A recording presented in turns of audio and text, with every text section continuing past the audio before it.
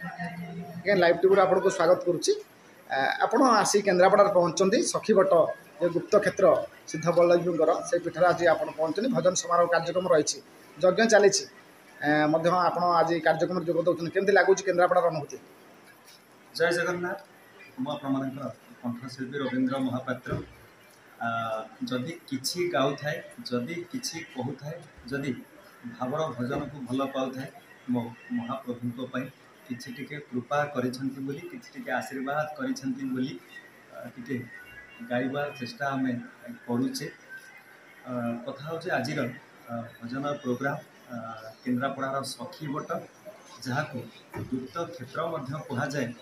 ଆରାଧ୍ୟ ଦେବତା ଜଗତର ବଳଦେବ ଜୀଉଙ୍କର, ଯେଉଁଠି ମହାପ୍ରଭୁ ଦିନେ ଗୁପ୍ତ ଭାବରେ ରହିଥିଲେ।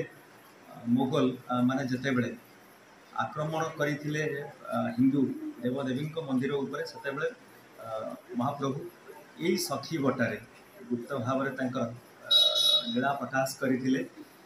ବହୁତ ଆନନ୍ଦ ଲାଗୁଛି।